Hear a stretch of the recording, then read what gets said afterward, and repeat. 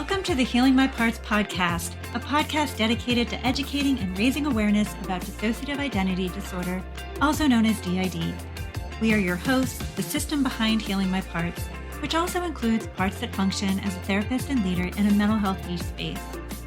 We'll be sharing tips and tools that have helped us and many others, while also sharing insights from our own journey of living with the condition. We'll also be hosting guests for conversations to help educate, dispel myths, and most especially help those living with dissociative identities and professionals who treat the condition. Thank you so much for tuning in. And now, let's get healing.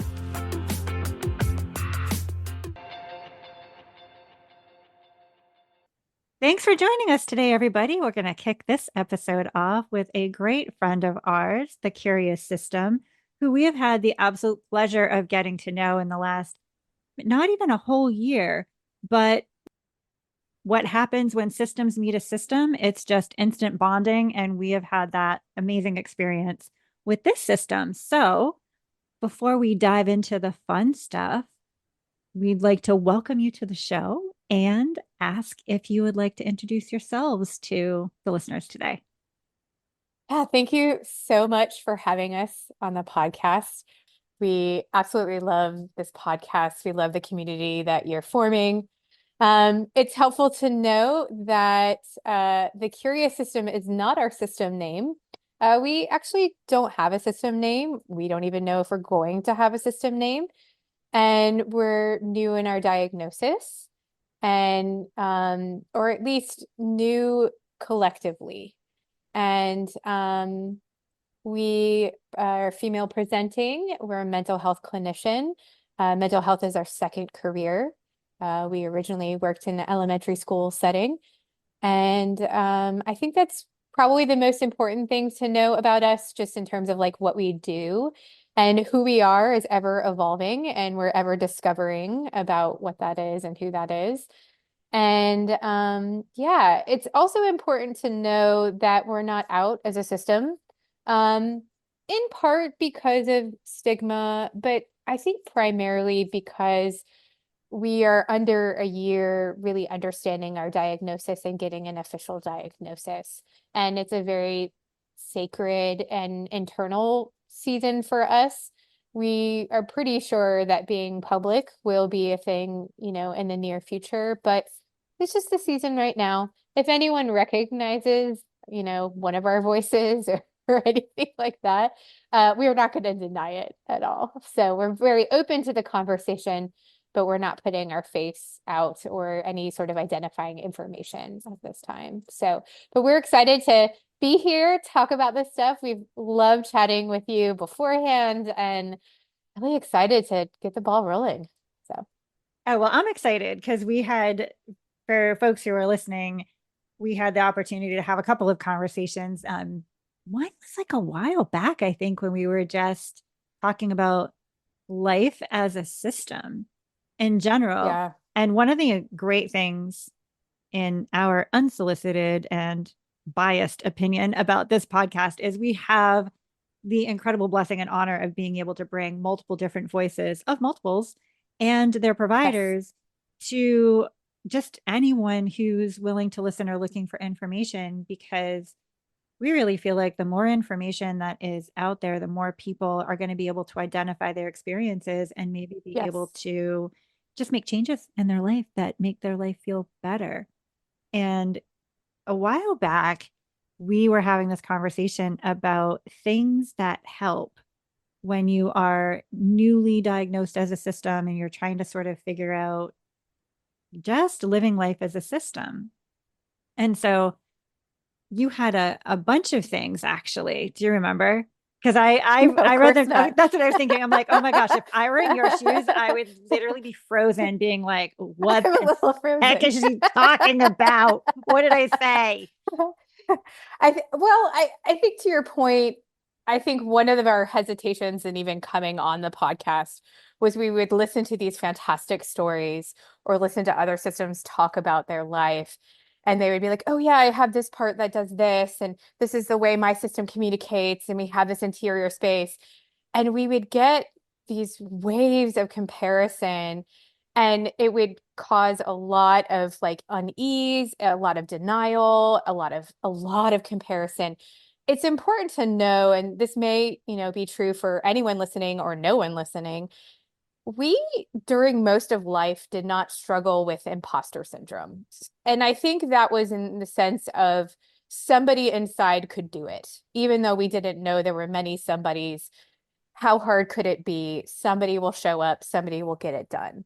And when we got our diagnosis for the first time, we were like 100% like imposter syndrome, like there was a lot of like, I don't think we're smart enough. Like, I don't like there, we had so many qualifiers, and I think we were talking earlier about a lot of systems have high levels of intelligence and, have really adept bullshit meters, So I was like, oh my gosh, if, I identify and agree to my diagnosis, like, will people suss me out, right? That I don't really have DID. Yeah. And so all of that to say, is I was hesitant to come on the podcast because I didn't have things figured out. Truth be told, I still don't. But Me either.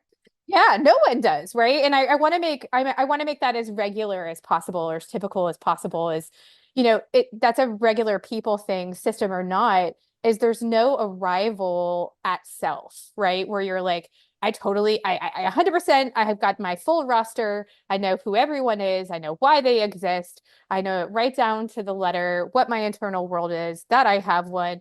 And here's how you interact with everyone. Everything is just great. Yep. Like, it just doesn't work that way. And I needed to hear that and discover that, also for myself. So I think to answer your question, like what works when you're newly diagnosed, one of the things is recognizing that you're newly diagnosed Yep. and you don't have to figure it all out. And you're going to have days where you're like, this makes the most sense. I have never felt so alive and so seen or so understood. I love myself in a way I never have, because we definitely had those days. And there will be other days where you're like, what the heck am I doing? What is that conversation? You'll, if you're a clinician like myself, you'll pull out all the assessments, you'll pour over notes and you'll be like, this can't be real, right? And so I think knowing that there's going to be an oscillation between that validation and doubt, it really helped us weather those initial storms. Yeah.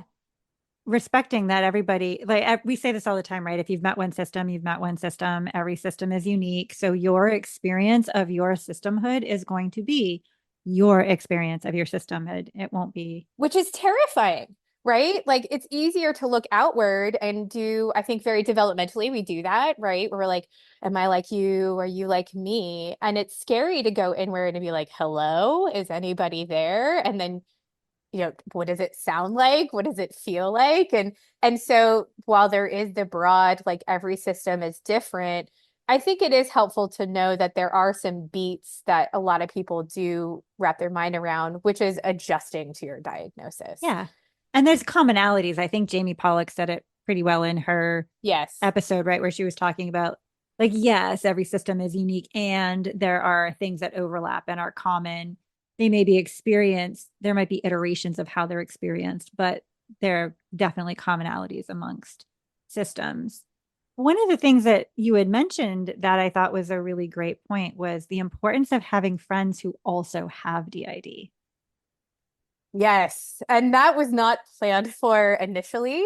Way back when, before we got our diagnosis, Jamie Merrick's book, Dissociation Made Simple, came out.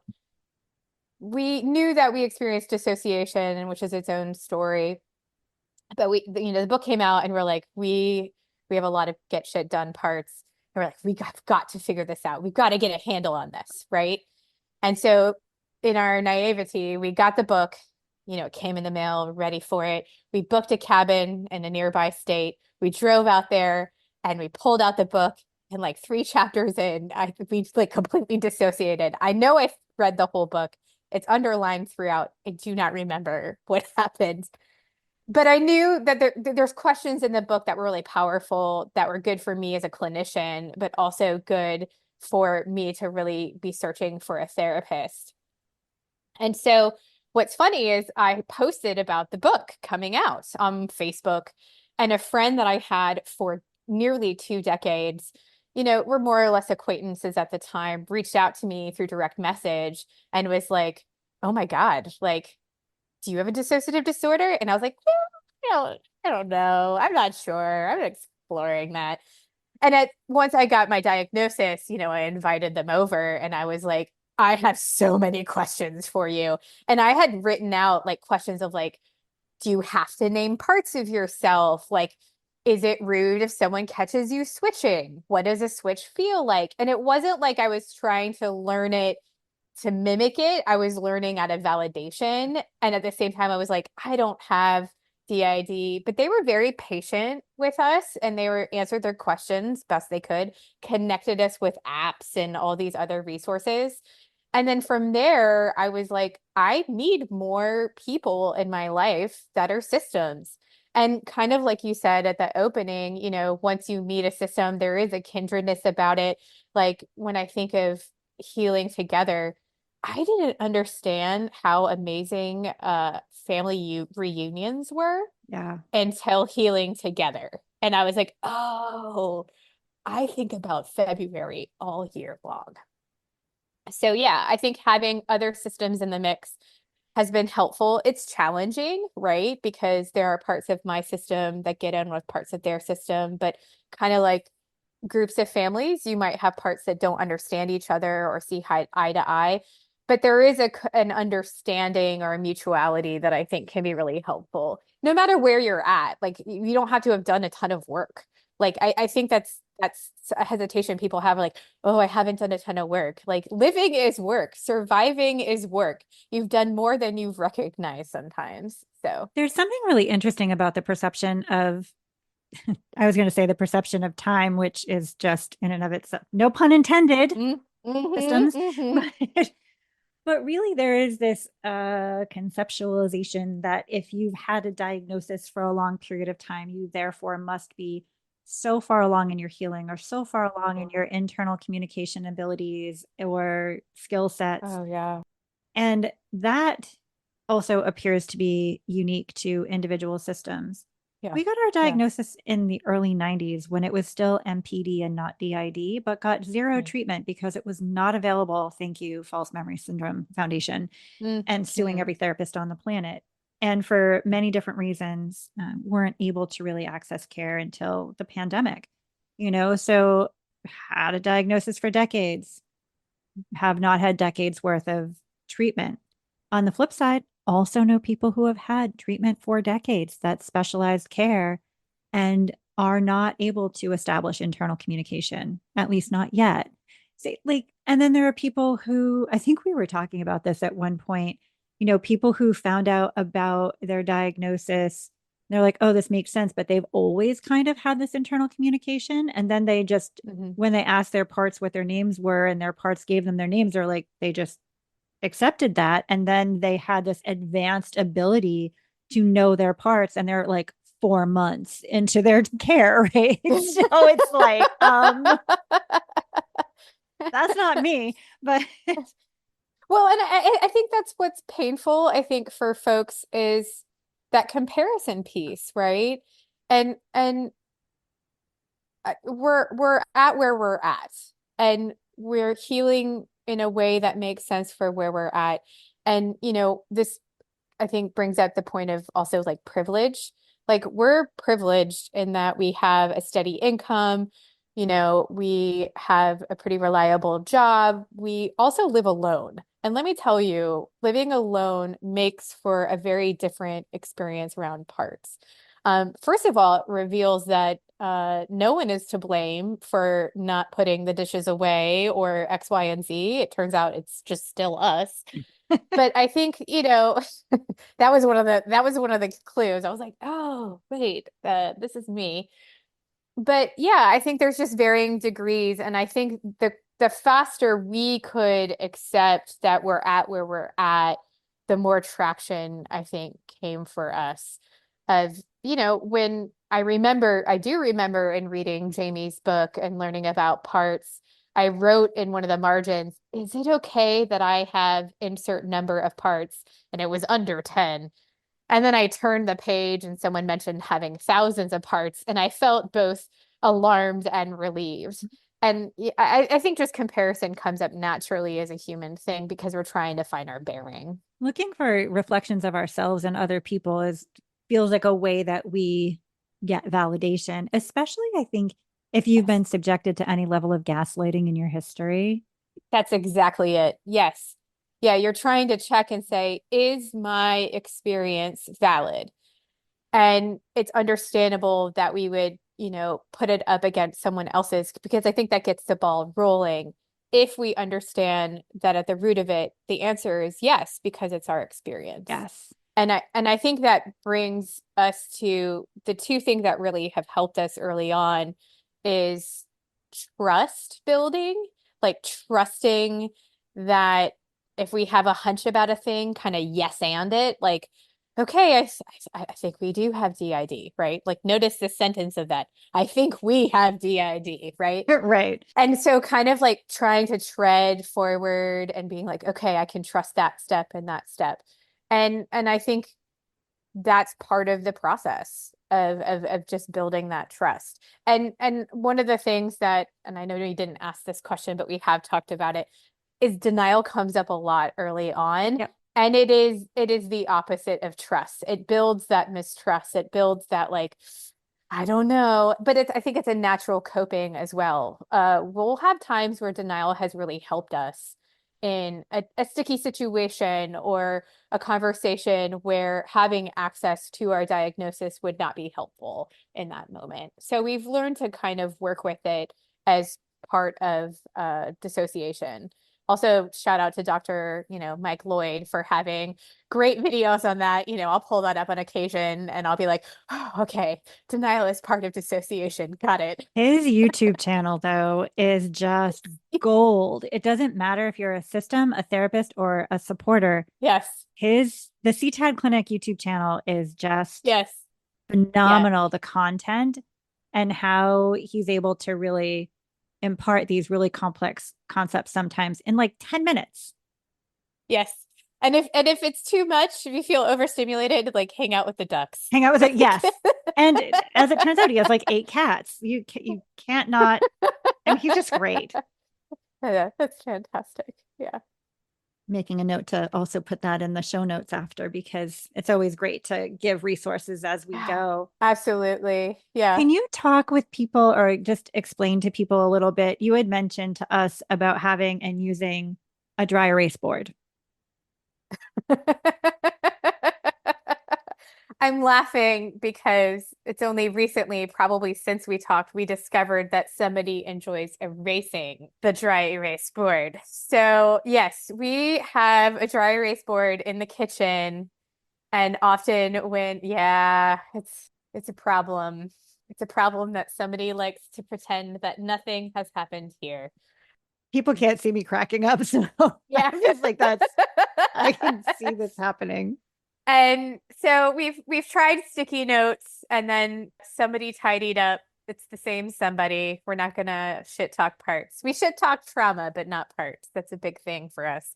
So we moved to sticky notes and then we had company come over and then put them away and then we found the pile of sticky notes. So now we've moved on to the possibility of taking butcher paper and putting it on the wall. Uh, and then you can kind of like roll it up and tape it up, if somebody comes over.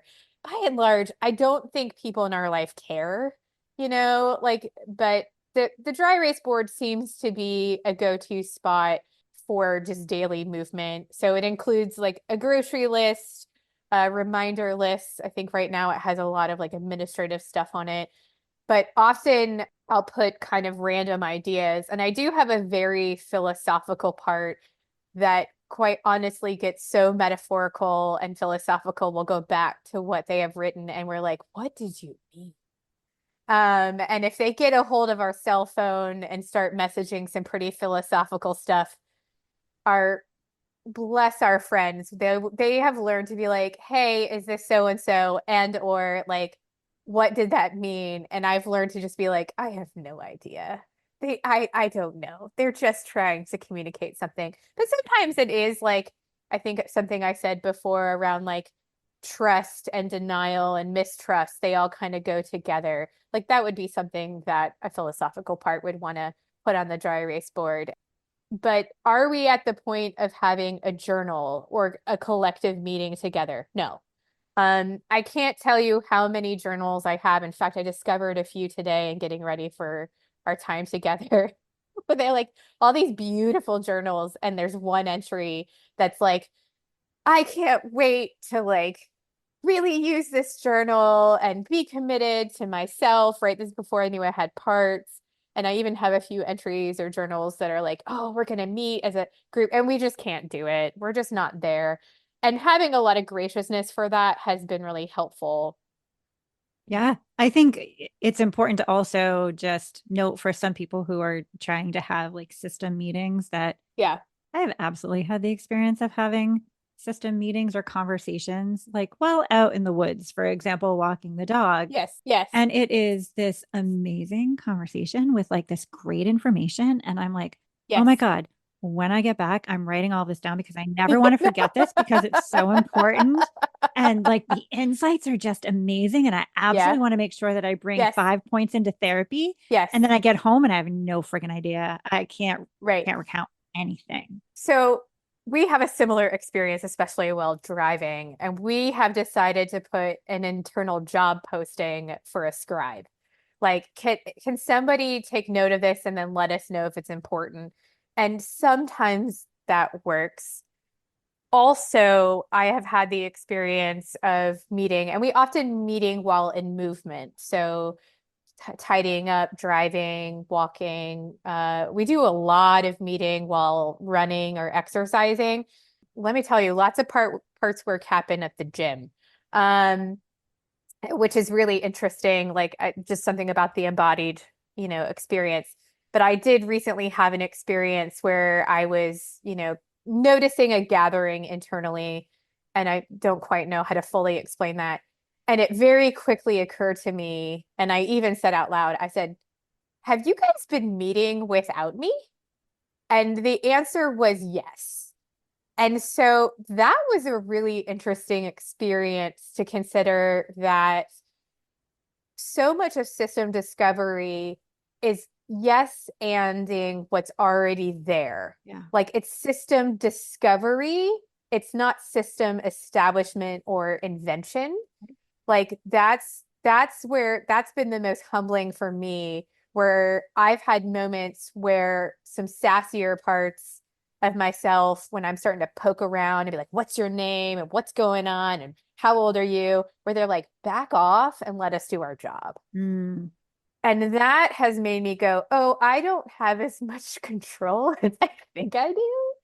Now, I do have communication, but that's shifted a lot of my misconceptions around even the idea of host, or like what is our collective identity, of just really trusting that they are thinking of me as much as I'm thinking of them, and sometimes more.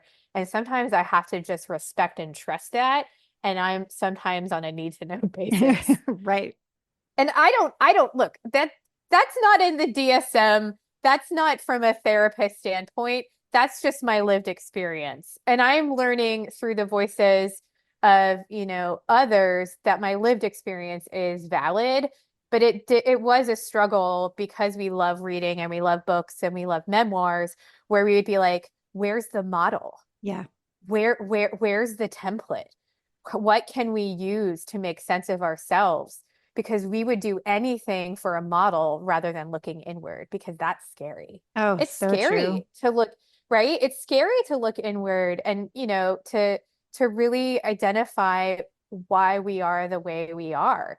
That, one of our jobs as a therapist is we focus a lot on grief. And I, was taught directly and indirectly to steer a client away from why. But I have learned that that is not helpful. Like it is important to agonize with the question of why for a period of time. And I think for us as a system, asking why has given us the most information. If a part reports how old they are, oh, they're, a minor, right? Yep. a little. And we go, well, why? Why are you that age? Not in an accusatory way, not like you would needle a child and be like, tell me, kid, right? But in a curious, open stance, and then they answer you. Yeah.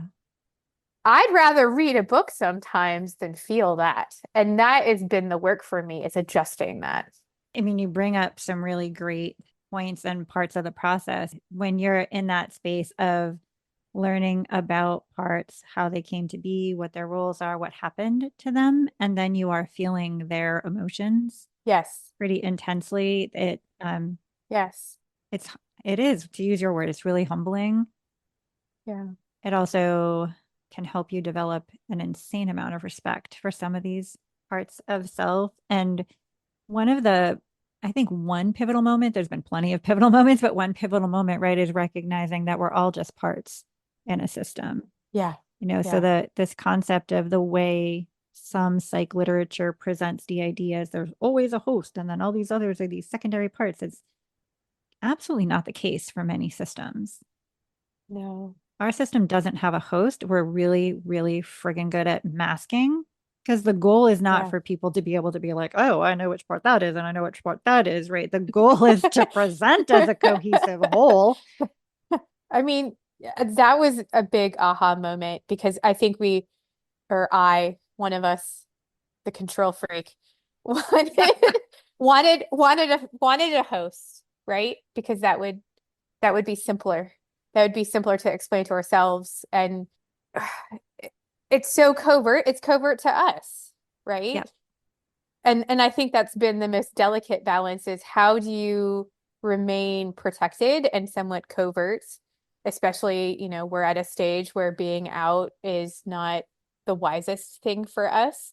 I think, Jamie Pollock mentioned something about, in being out, you're outing your family story, you're outing, a lot of other things. And that's, one of our, I digress for a second, like systems are the most protective people we have met because we are full of protectors. Yeah. And so it makes sense to us that we would, in not being public, it's a protective move for ourselves and others.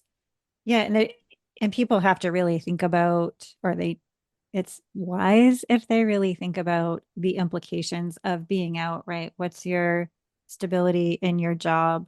Right. Do you have financial support? Do you have the support of people in your family or whoever it is that you're living with? Yeah. There's a lot of different things to take into consideration. I know it's Yeah. one of the things that comes up every year at the Healing Together conference, right at the end of it.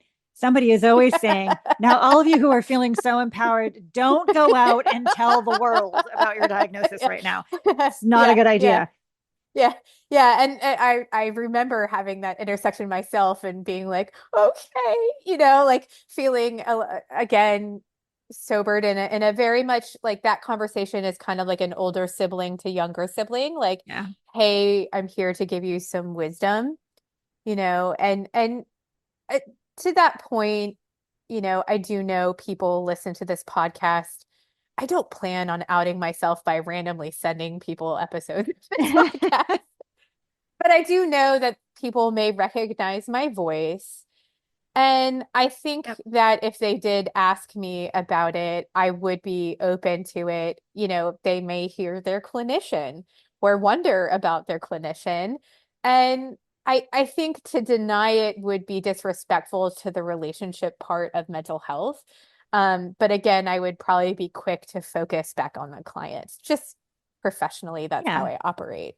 There, Yeah. there are places certainly where self-disclosure can be really therapeutic depending on Yeah. a client's particular needs. And it is really challenging to just navigate any kind of public life when you're a clinician, Yes. as the field itself is trying to figure out what the heck to do about the fact that clinicians are human Right. with their own experiences. Yeah, system or not, right? We have found that the power differential hurts people. It's hurt us, right? Like I think that's another piece of our experience is we felt incredible shame for how many therapists we went through.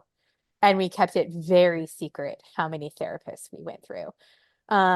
Because we would become very confused by treatment, in part because either the clinician wasn't clocking what was going on, and we even I think part of our story that's worth telling is, and if it's okay if I tell a little bit of my story here. So we were in grad school, right up until when the pandemic hit. And so we were seeing clients as an intern at that time. And, what else are you going to do when you're at home, doing a ton of telehealth in grad school?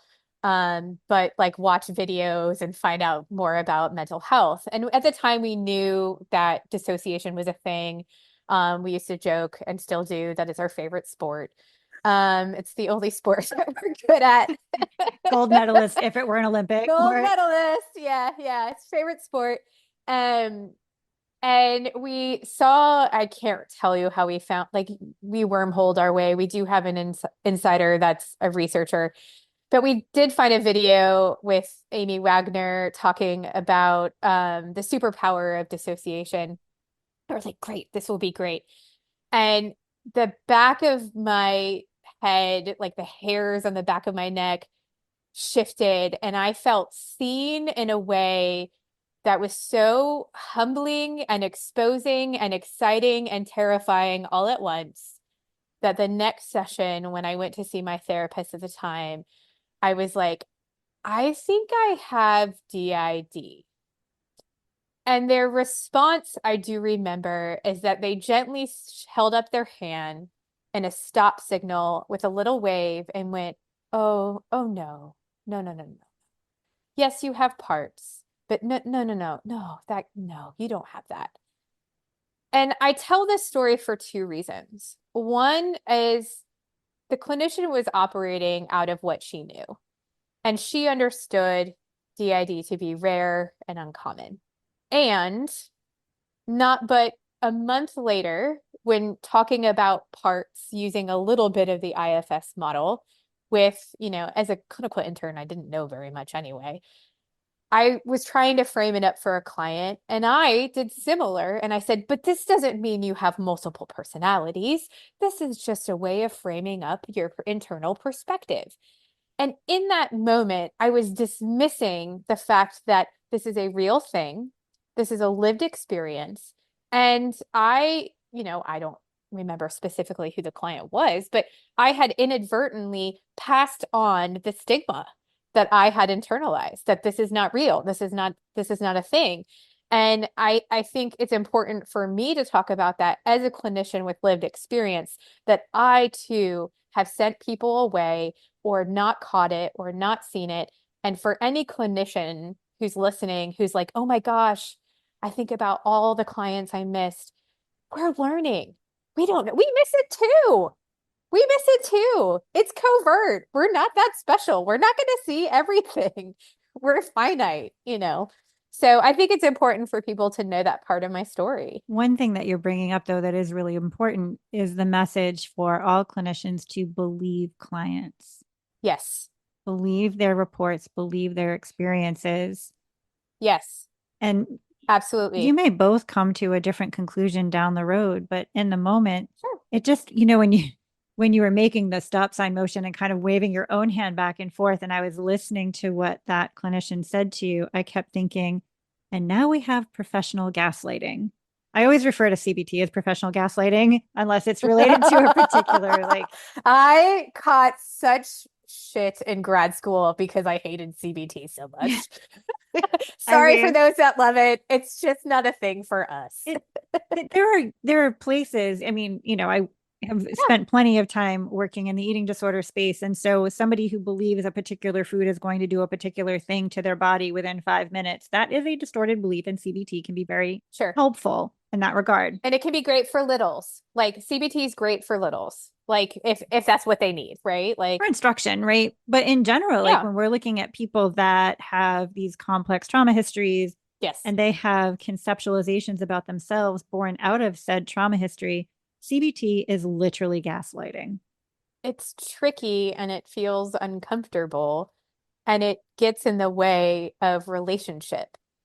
We're not It's not lost on us that we are a we because of relationship trauma, right? And so in treatment, we need people who take us seriously and take our goals seriously. They listen to us because that's what we need in relationship. You mentioned earlier about relationships of people who are systems having a really sensitive bullshit meter, right? And Yes. right, that comes into play in the therapy Yeah. room where Yeah. if your therapist is literally just blowing smoke. Yeah. If anything, we love our therapist, by the way. Uh, our therapist is so direct, and that's what we Yeah. need. We can get very indirect, Yep. and she's very direct and says very little. I'm sure you can tell we're a very chatty system.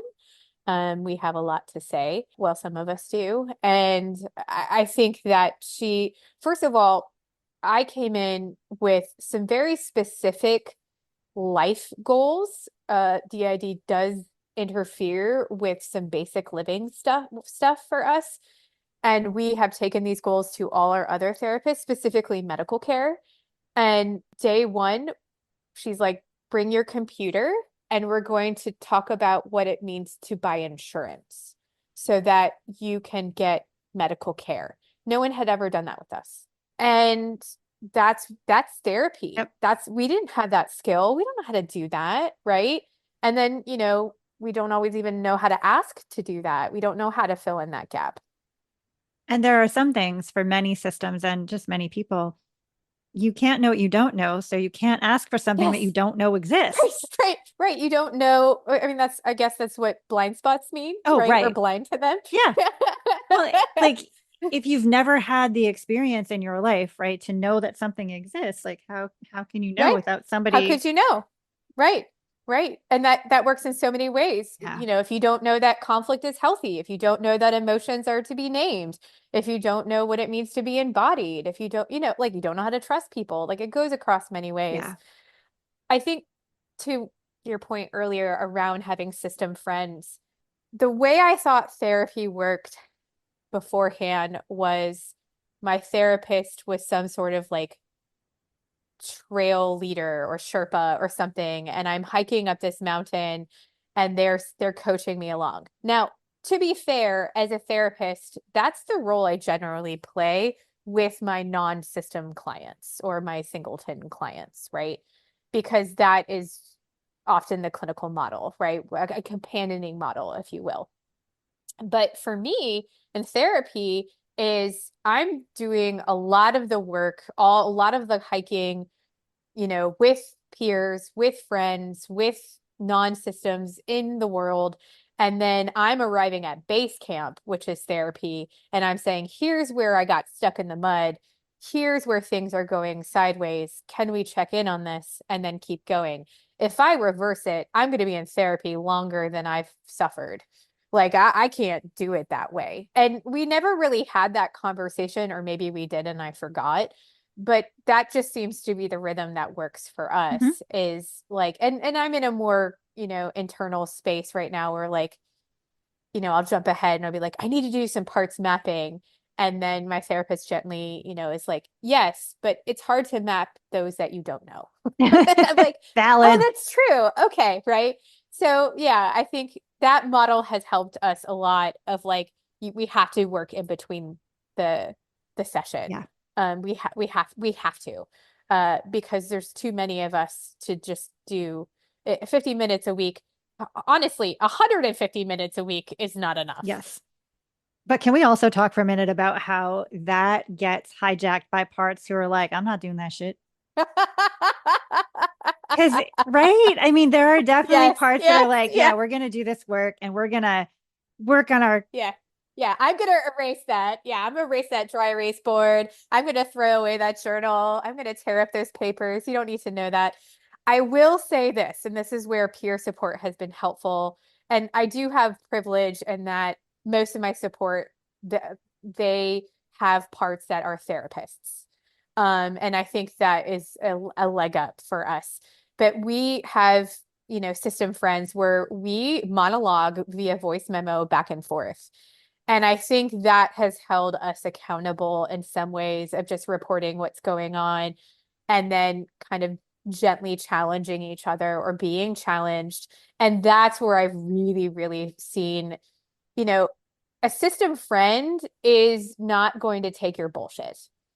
A system friend is going to call you out when you're being unkind to a part or pushing a part forward unfairly or blaming your system in a way that's unhealthy.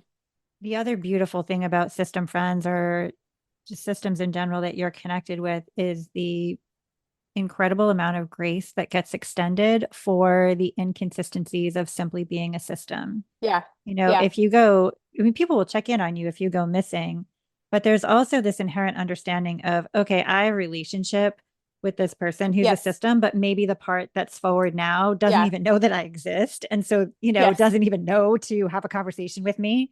Right. They just met us. I'm like tearing up as we're talking about this because it's both that and like I have young parts that will reach out to systems and be like, I need a grown up right now. And I need a grown up that understands that I am a little in a grown up body. And that is something that is really powerful. I was I'm in a support group, of systems who are also clinicians. And I haphazardly mentioned a little that is easily spooked. And I watched as I named that part. I watched as everybody's face had a point of recognition, and I went, "Oh, has she contacted everyone in this group?"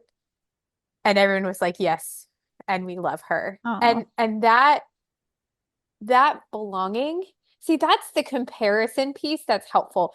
When you have people outside your system welcoming your parts, then it's easier to welcome them inside the system. yeah. And the Chris's who has been they've been paramount in some of their like we've been ravenous for resources and the Chris's have been really helpful for us. And they have a saying, as outside, so inside, as inside, so outside. Meaning, if you're around people that are compassionate, loving, and supportive, your inside will reflect that. Yeah. And as you build that internally, you will find yourself around people who are loving, compassionate, and gracious.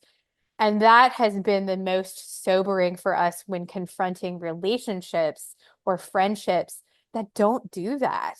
And they have perpetuated harm. And that has helped us really narrow our support is who will reflect back what we need internally. And for us, it's a lot of grace Yep. that if we do go quiet for a while, no one's gonna like hyper focus on that. And if we are super needy, like last night, my smoke alarm was going off, and my adult self understands how a smoke alarm works, but my littles were like, "We're gonna perish in a fire." And I called everyone on my support list, and within 10 minutes, I had a friend at my house taking the batteries out of my smoke alarm and reminding me that fire is something we can detect, and there are other smoke alarms in my house. And then everybody calmed down and we all moved forward. And it's that's where healing Yeah. is. Like I could take that to therapy and be like, yeah, what am I going to do about smoke alarms and this little and blah blah blah. But like it's the lived experience that heals us. Yeah. And also, I mean, you can bring that stuff into therapy, and depending on your therapist's Yes. response, it's delayed, but it can also be really helpful. Your Yeah. story about the smoke alarm and how the little responded to that reminds me of a year ago when I had COVID and literally had Mm. a couple of littles that know just enough to, and also know enough about the immunocompromise that we have that they were Yeah. convinced we were Oh, dying, which is yes. not the first time they've had that fear. Right. And Oh gosh. the tumult that that creates internally, and then you're sick and it's just Yeah. was a mess. Yeah. And having a therapist who is so direct, level-headed, kind, it just was so helpful in and here's how you handle that going forward, and let's Yeah. deal with that also now, Yes. right? Because there's probably still remnants of that fear floating around. Right. It- Yeah, it's that fine balance between, oh, good, you handled it, we're never going to talk about again, or of like, oh, this is likely to come up again. What worked, what didn't work, yes. great job, guys, great job, team, who was present, who noticed what. And I think that takes a nod towards the talking to parts directly has been, Yeah. most valuable. It's interesting also, maybe interesting is the wrong word. Insert word that I can't think of. Yeah, as long as you don't use the word fascinating, Oh right? That's our gosh. favorite F Yeah. word, right? It's fascinating and fine. Ugh, Yeah. please no, thank you. That's totally fair. I'm just If thinking you wanna activate us, just use the word fascinating and we're there. that's completely fair. I was just thinking about when you were talking about other people having that compassion and interest that allows you to also, in turn, have self compassion, self love, self Yes. acceptance. I think that also can contribute to many of our abilities to be more mm, self aware of our internal processes, Yeah. because so much of life is about not paying attention to the internal process in order to survive, right? And then Right. when you start realizing how different your internal process is from other people, then sometimes Mm-hmm. not Mm-hmm. everyone feels this way, but I'm Mm-hmm. old. And so there's lots of shame around mental health issues when I was growing up. Yeah. And so Yeah. we do experience a fair amount of shame and embarrassment around symptoms associated with being a system, Oh, absolutely. Yeah. which does create, that sort of classic internal phobia that Kathy still talks about and then irritates people. Like, and she talks about that because you shouldn't have to feel that way. I agree. But the experience is still there. And having people who Right. can be so validating, affirming, and accepting allows that like hypervigilance to kind of come down a little bit to be able to Yes. track some of the things that are going on internally so you can begin to really notice when a switch is happening, what it feels like, Yes. who sounds like what, who's who in there, who's doing what. Yeah. That's Yeah. for us, that's really been that pivotal moment in kind of, to use a Dick Schwartz Mm. term, self studentship, right? To really begin to understand what's happening Mm-hmm. internally. Mm-hmm. The unmasking, right? Like, and I don't want to hijack that word, from it's how it's used in a variety of ways. And, I don't want to disrespect that because I feel like that's in other Yeah. areas of life, right? Masking means Yep. something different. Yeah. But that's the language we've used in part because the mask or that protective barrier, even that phobia, right, of being exposed in our minds keeps us safe, right? Yeah. What what's again humbling is when your dear friends report that you're not as covert as you think you are. Well, yes. When they're like, oh, I have my really close best friend who thankfully lives down the street. Uh, one day was like, I just don't call you out on it because you're living your life. Mm, And it's rude to take attendance every time someone new is here. All of you is welcome. I don't need to track that. You're just living your life. And it was both warm, accepting, and a little like, oh, you can see way more than I thought. And that helped take a layer off, yeah. took the pressure off. Yeah. We've also found this is relevant both for like internal conversations that can't be remembered later, but It's also, okay. Somebody's tracking it. Somebody's tracking it. yeah, I'm just not sure what they do with it after because they're not storing it any place accessible, but that's another You, story. yeah, you need someone who's like a scribe and like has like the deep magic or the deep what is it? Yeah. Like I'm thinking of like some Celtic monks, of Well, that was actually one of the things that our therapist had recommended was software around voice recording memos, but not just the voice recording that comes like in your iPhone, but yeah. Otter AI is one that is free that we found that will actually record an entire meeting. So Ooh, you have speaker one, speaker two, and it does various different things for free and then transcribes it so you can read it. okay. What was really interesting for us was using that from time to time. Don't use it a lot, but then listening back to it maybe a week or so later, just with a curious, open mindset and being Yeah. able to actually track the very subtle differences in vocal tone, cadence, Vocabulary. word usage, where you Yes. can completely understand how it's able to be so can't talk, how it can be so covert and yet Hmm. I've had systems say Yeah. me, Oh, I can totally hear different parts on your podcast, for example. I'm like, what? Yeah, yeah, What you yeah. talking about, Willis? Like, you can? Yeah, it's that little like, hey, don't like I have parts that are like, you don't know, you think you know, like it's like this little bit of like jostling, I think. It's But yeah, helpful. Like, yeah, it is helpful. I would love like if you added that software.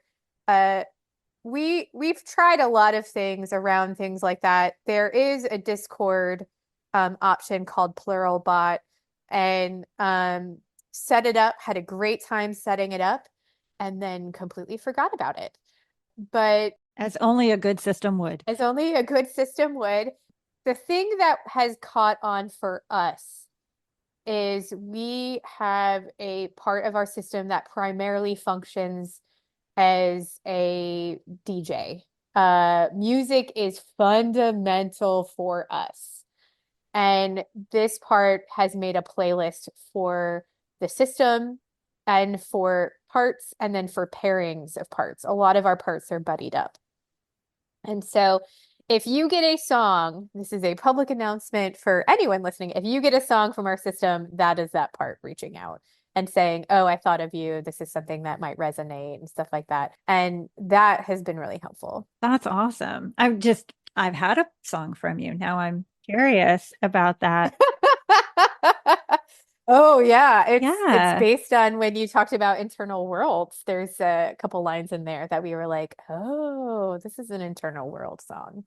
So, yeah. that's one of my favorite topics. We're presenting on that this year. Very excited. Oh, Yeah, wonderful. Yeah. I'm excited about that. It's interesting to be able to go back and listen to something sometimes with an open mind, like when you're not in, Yeah. you're not having a shame spiral, you're not overly self-critical, but you literally are just in that curious space of, Yes. or even if you're in that denial space, can I go and do I hear anything that's different? Can I Right. tell the who's who? And just paying attention even to somatic changes in the body if you happen to be living from the neck down, which personally we don't always. We just don't. Yeah, yeah, yeah. It's a nice way of kind of learning. And it's a reminder to I this might resonate with you or others listening, is we will stumble across, we actually found a bit of a diary entry that had, of course, been ripped out of the diary and stowed away in a book, as one does. And it was about a particular part, and the details matched up what we had recently discovered about the same part. And I was like, oh my God, they're consistent. Yeah. And I heard someone inside who was like, what do you think this is? Yeah. Like, and it was just like, oh, and it wasn't just that I discovered that, it's because I knew that a part of me led to discovering that. Like the book that it was in was not a book I actually wanted.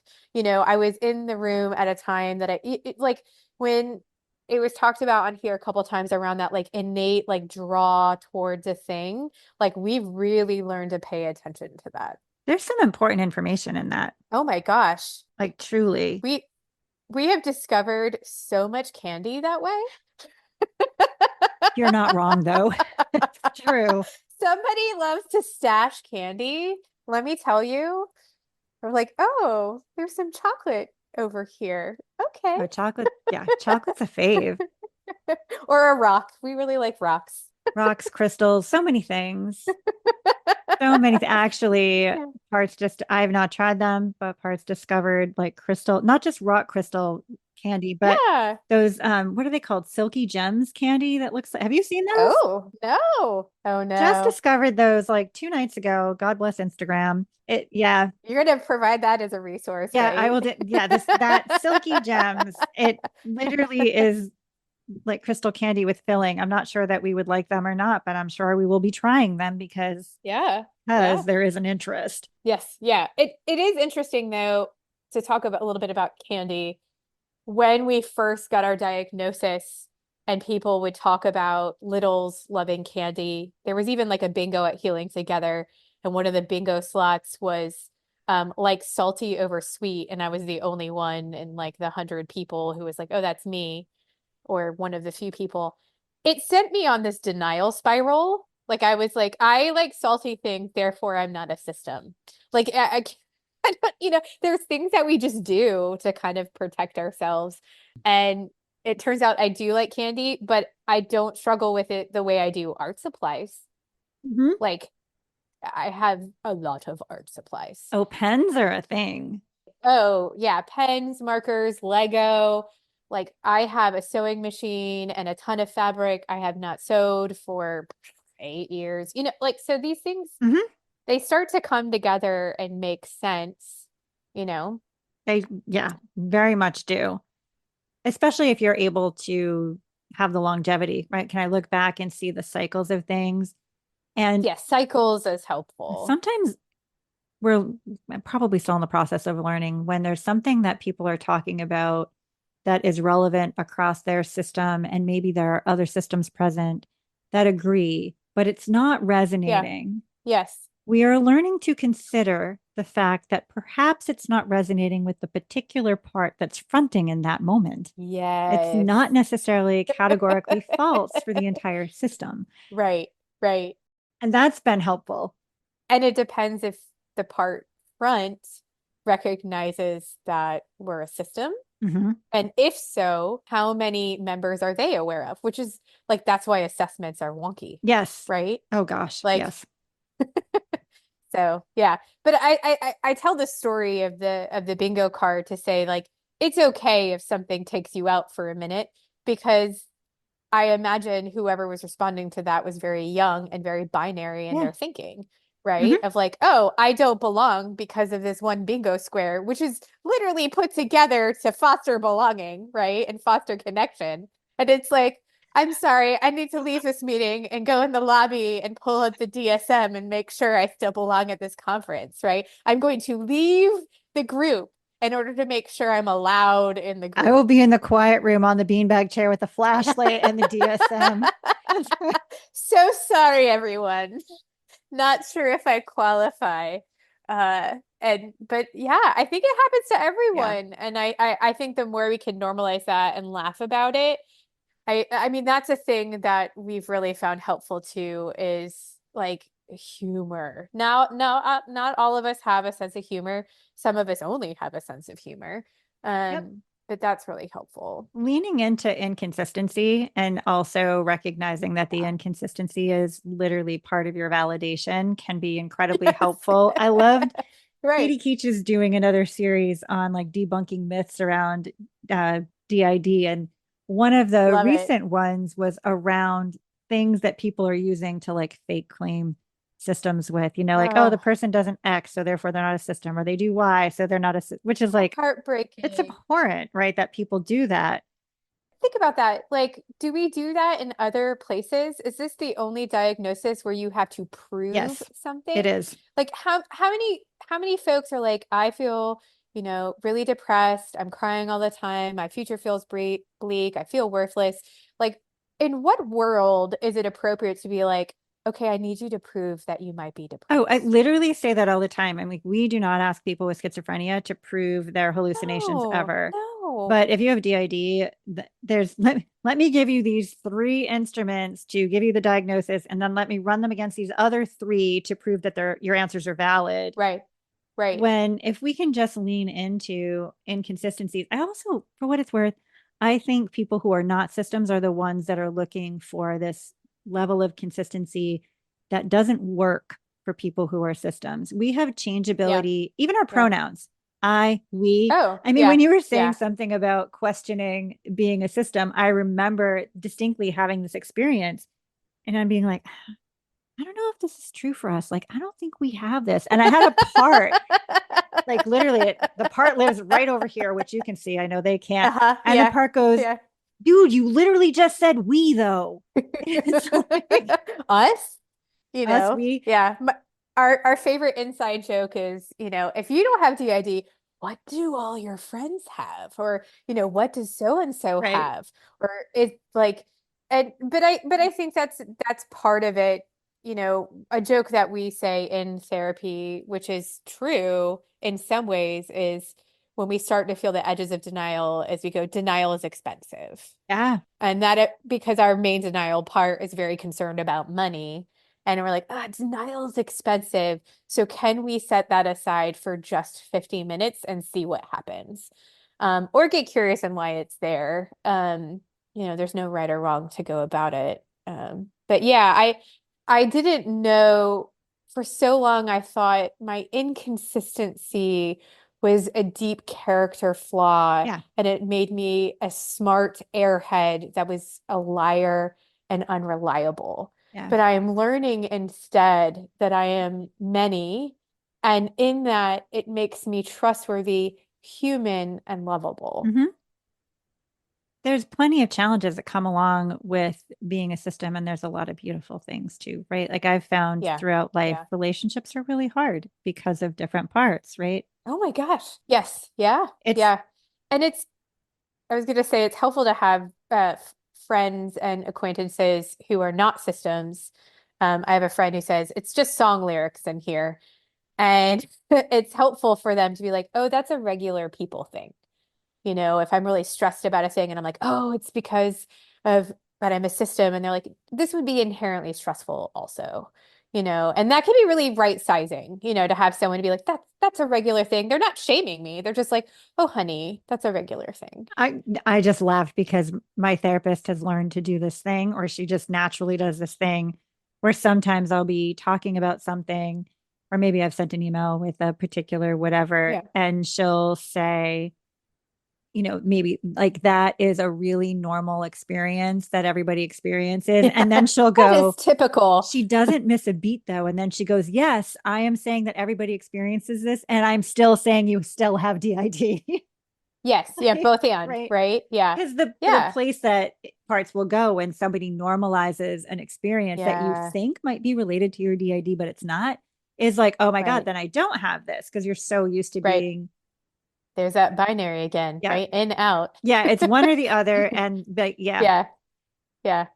That the we love Amy Poehler and the improv stance of yes and. We probably will never get on a stage. Maybe one of us would want to be on a stage, but we do find improvisation to be helpful. We were a classroom teacher for a decade beforehand, and when you are an elementary school teacher, understaffed, underpaid, and undersupported, you've got a yes and all the way home, and so I think that's been really helpful. When you were talking about doing the work in between the sessions, Yeah. which I think is so important because it's missed by many. And of course there is the issue of like parts who are like, yeah, I'm not doing that. And then there are parts that will. I mean, there's definitely going to be that Yeah. struggle. There's always going to be someone that rises to the occasion because they love to participate. What are some of your favorite, I don't know how I want to ask this. Like, what are some of your favorite resources, or what are some resources that you like to recommend to people who say to you, like, yeah, I'm a system, or just, I'm just finding out I'm a system, or I've been a system for a while and I am under resourced? That's a great question.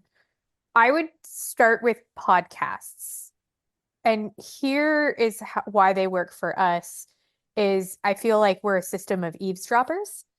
And so podcasts are a great way to kind of eavesdrop on someone else's Yeah. story and kind of let folks weigh in. I'll give an example when you did that episode on interior spaces, and I think a couple of multiples have talked about their interior spaces as well. When we heard your story about it, I was like, eh. And then somebody inside was like getting to work. It was like, oh, yes, yes, I want this. And so, in having someone narrate a thing about their lived experience, it really did percolate others to Mm. kind of come forward. So, podcasts are a great way to do that because you can kind of listen to yourself, listen to someone else, check in a little bit. Um, we struggled with Instagram or TikTok, not because there's anything wrong with it, but I think it was a lot of information for us visually, and it was hard to navigate that, especially when there's other storylines. And like, I don't know about your algorithm, but our algorithm is like, so you're a therapist, right? And so it can get kind of challenging, but that is an option. And then we did also start with the app, Simply Plural. And it's a little fussy to navigate like just apps in general, but it can be helpful. We did it for someone else, like a friend of ours. We put it together and then we handed them the Simply Plural and had them go through it and talk to us. And it was a great way to do introductions a little easier. So we really found the app to really be helpful in mapping. That's a great resource. Dissociation Made Simple, I think was really helpful. Don't do what we did and get a cabin and try and read it all at once. I think that was just really like uh, not helpful.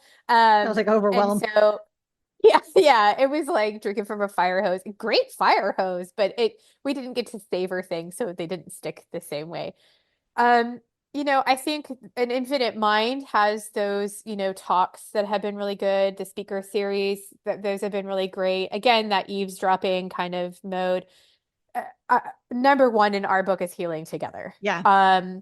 If we talk too much about it, those that aren't aware of how time works get way too excited and then like start like we have a box in our living room where when we think of things that we want to bring, we put it in the box. We're that excited. And we're like, what, 6 months, 5 months out? And it's like, oh my gosh, we got stickers. Let's put them in there. Right. So we're always thinking about that. So Alex Amar does a lot of art. That was very validating for us early on, and doing any sort of art class, music has been a fantastic resource for us.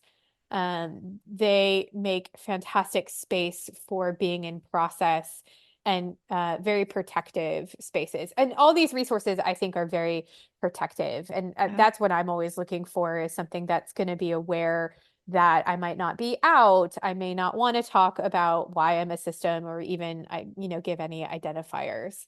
So those are some resources that are coming to mind. Books can be helpful, but they may not be for everyone in the Yeah. system. Children's books have been incredibly helpful.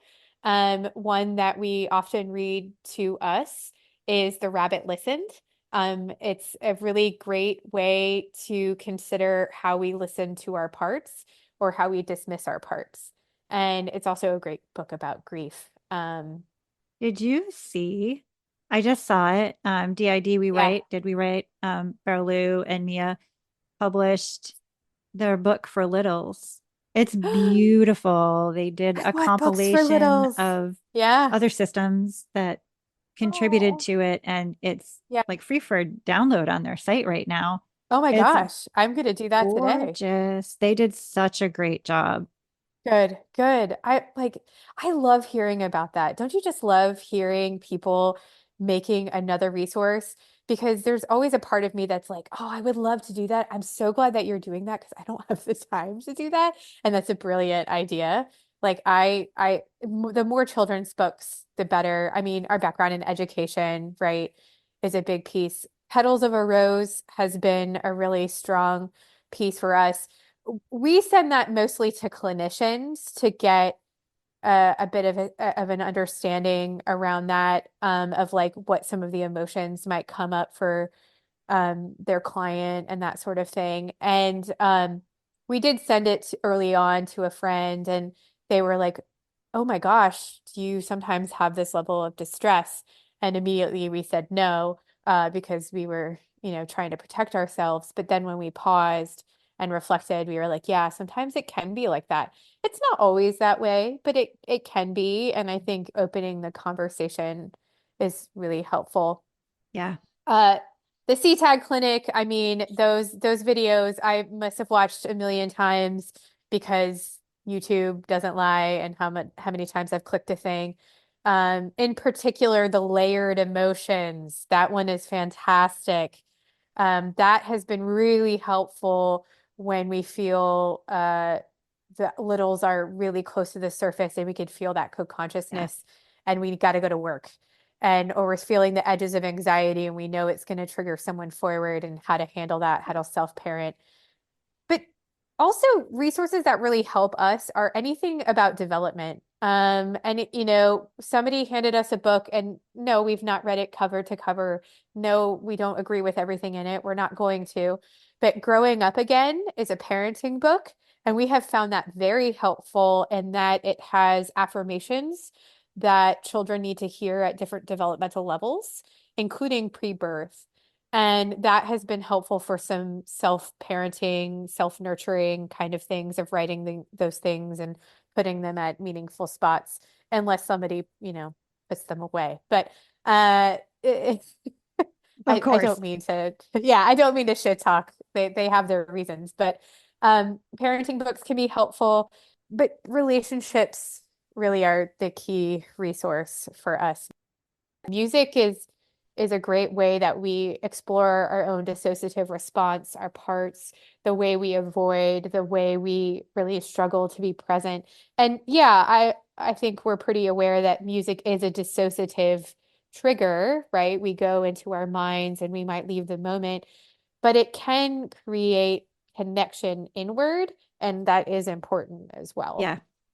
And some of those connections can be painful, Oh yeah. but not something to necessarily, you know, run from.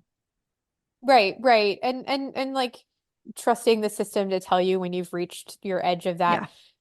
But I find music, an example is going to the airport and being on an airplane is very exciting and then terrifying. And we found that if we put music on and let somebody kind of give us like a kick-ass playlist, we feel pretty powerful and we can, be jet setting around the world. And yeah, that's dissociative. Yeah, we're in a fantasy, but we're also not like hiding in the bathroom and missing our plane. Like that's it. We have to do that sometimes. You got to do what you got to do and go team, right? Like, and is that where I want it to always be? No, because I think something that Amy Wagner points out, and I know you asked about resources and now we're off to the races again, but you know, some systems have different viewpoints on what it is to grow and to heal. Yeah. Some folks are like, hey, we have to have a lot of communication. Some folks are like, as long as you're not experiencing disruption in your life. Some folks are like, everybody's got to age up to the body. Some people are like, let's merge, what's the word? Integrate. We don't even Use. know what that means. Yeah, we don't even know what that means. But we do have some parts that have asked to mature and Mhm. grow up in specific ways, and we attend to that. And we have other parts that are absolutely not interested in that, and we respect that as well. And I interrupted myself, so I shouted out Amy Wagner. She's a resource as well if you're a clinician, especially if you do EMDR. The way that she helps folks conceptualize the attachment pain related to dissociative disorders and how to use EMDR. Because let's face it, everyone, EMDR is for folks that want it, no matter if you're plural or not, or dissociative or not. We have had folks tell us that they could not do EMDR to us because of dissociation, and that did not go over well because we were like, we are a clinician that does like we didn't use we at the time, but like I'm a clinician who does EMDR. I know the mechanics here. I'm okay. Can you just hit the button? Like we'll Right. just go with I'll that. be fine. Yeah, trust us, trust us. I trained with Jamie Marich, so I was really happy to have, Yeah, like her information yeah, or their information yeah, super helpful. yeah. It's just validating, right? Because if we can be inclusive to all parts, like, as inside, so outside, as outside, so inside, that's part of the social justice Yep. piece, right? Like, that's part of like what I feel is my, one of our mandates as a team, as a human, is to be radically accepting of all parts of all people. Now, does that mean like you get to do whatever you want and treat people a certain way? Absolutely not. But acceptance is part of what drives our curiosity. Oh, for sure.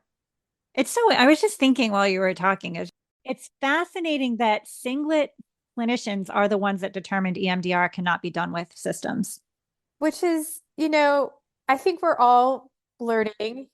One of the things I found really helpful in even learning about EMDR is we systemize and monetize, something that has indigenous wisdom, that has wisdom beyond our understanding. And so I think that is part of the problem of, mental health care. Do I think we're moving in a positive direction of trying to change up the power differential? Absolutely. Yeah.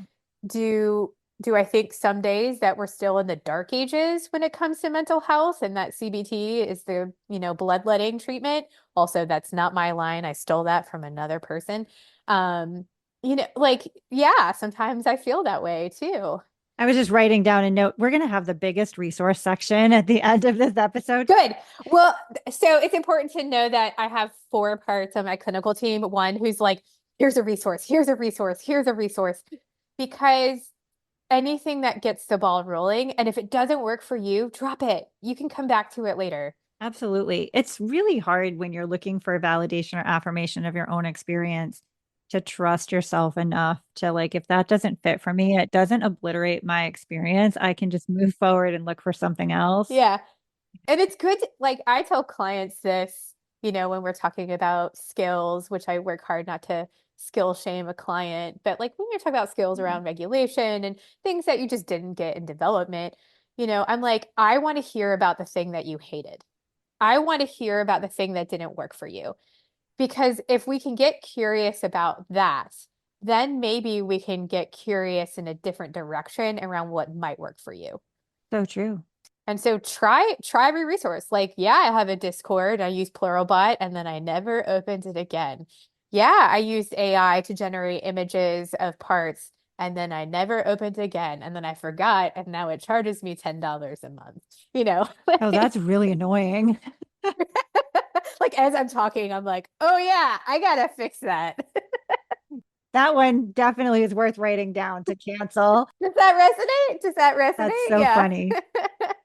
I try really hard not to do monthly subscriptions because invariably, Yes. right, there's a part present that wants that monthly subscription Yeah. and then it doesn't use it. And there's yeah, it's just Right. really, But to that point, one thing that we do, this is not an ad because podcasts have ads about this.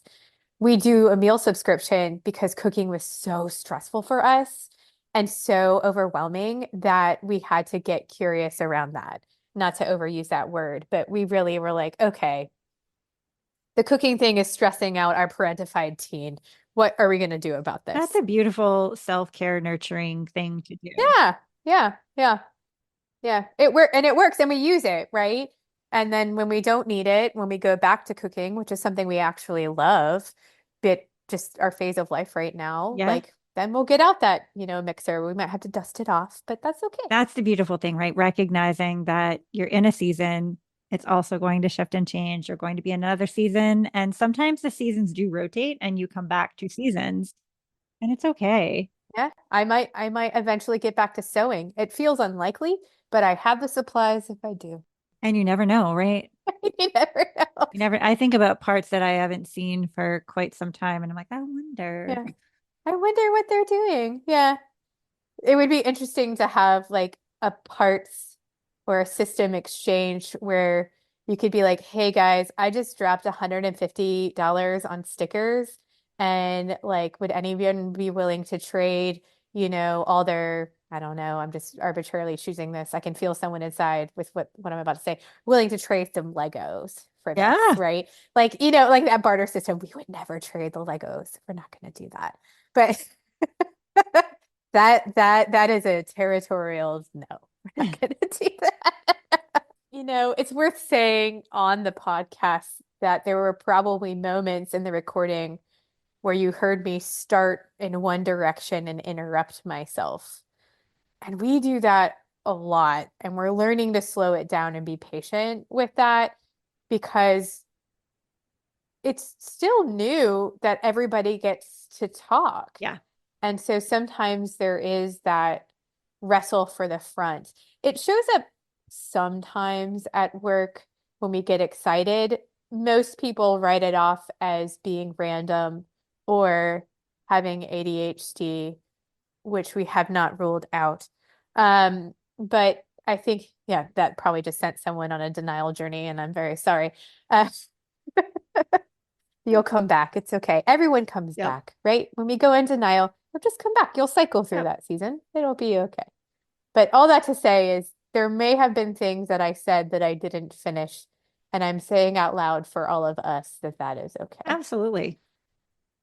And I think that is something that's really common for a lot of people. Like sometimes, whether you're a system or not, sometimes you'll get an Yeah. intrusive thought and it's an important one. So you go down that road It's and then you're so like, important. where do I Yeah. start? Yep. Yes. Yeah. I mean, before you hit record, right? I said something about the art on your wall, and I was like, guys, we need to have a seat and focus. Right. Right. It's one of the, I'll tell you, one of the best parts of doing this podcast is the number of people I get to meet who are systems and the Yeah. just wisdom. So I've had Oh, people who are systems, clinicians who are not systems. yes. Been really fun to talk with them, learn from them, be able to have a place to share their information with other people. We love listening to people tell their stories, wherever they're at, Yeah. just getting that snapshot. It's so every interview we've had, I'll listen to, and on other podcasts as well. And I know we're forgetting some, and shout out to whoever we're forgetting. We've always found something resonant in something. And I guess all that to say is, like, if someone's listening to this and they want to take a step towards sharing their story, healing together is a great context Yes. to do that as well. And however that looks, you can attend online, right there. And there's other gatherings and Yeah. other things that, platforms that people use. But, like, everyone's story is important, and everyone's story inside everyone is important. And it's okay that you contain a library. Like, that's okay. Oh, healing together is such an exquisite experience in so many ways because it's so safe. The confidentiality is built in there. Oh my gosh. Yes. Yes. Just we have a lot of concern around photos Yep. and around, people knowing who we are and our story. And to see the awareness by the team that runs that, and the mindfulness of the conference itself, was very regulating, and it allowed us to take risks in ways that we could never have imagined. And by risks in being ourselves, like, it sounds very simple, but it's a big It's a deal. huge deal, especially when you've had to go Yeah. through your entire life being Yes. something that Yeah. you're not or trying to cover up who you really are Yeah. for so many different reasons. Yeah. It's really beautiful to be able to get there and exhale and hear. I think every year Jamie does it in her opening where she really talks about the importance of maintaining that confidentiality, the risks that come up when people's confidentiality isn't maintained, the reasons Yes. why access to Mhm. sessions is so restricted. Mhm. And so far it seems like that works pretty well. Yeah. And it's made it really, really It's safe really enough to special. be able to say this is who I am and this is what I do. And, in my 9 to 5, or, if you're a system, your 9 to 5 is usually like 8 A to 11 P, like whatever. 5 to 9. Yeah. Something It, different. who the heck knows? It's got some kind of flexibility in there. It just depends. Yeah. Go team. Yeah, Yeah. Yeah. exactly. For sure. Yeah. Exactly. Yeah. Oh my God, this has been so much fun. I have really enjoyed just having a space to talk about us. And I hope that people listen to our story and have something resonant, or feel encouraged, or maybe even a little brave or curious to listen in. And they may not hear something directly, they may just sense something. And that's something, Yeah. and I hope people feel validated in some way, shape, or form. I think there are lots of nuggets and there it if you could see the notebook that I have in front of me, I, I have all down the margins. I have all of these resources to go find links to and link in the bottom of the show notes. So how So much space is there? there's Yeah. there's no white space left in the margin on two sides of the paper. So there's That's the DID life. this has been really, really fun. And honestly, cannot thank you enough for coming on the show. And I think we should do this again in the future. It's been a really good time, and you make this so comfortable. And I think there's just, even us having this conversation, I hope people just feel a little bit more comfortable, either as a system or someone who loves or treats systems. So, yeah. Well, thank you so much again. This has really been fun. It's been great. And thank you to everyone listening. Thank you for tuning in, for being here with us. We hope that you found validation and insight and resources that you can use on your own healing journey. If you are a provider, we also hope that you found insight, understanding, and resources that you can use with your clients and maybe also for yourselves. We encourage you to check the show notes for all of the links. And until next time, let's keep healing. Thank you for tuning in. You can find our blog on Substack at healingmyparts.substack.com and on Instagram at healingmyparts. Just a disclaimer, any information shared in this podcast is not a substitute for professional therapy or behavioral health care. Nor does listening to the podcast constitute a therapist-client relationship. Please be sure to take extra good care of you. And until next time, keep healing and thriving.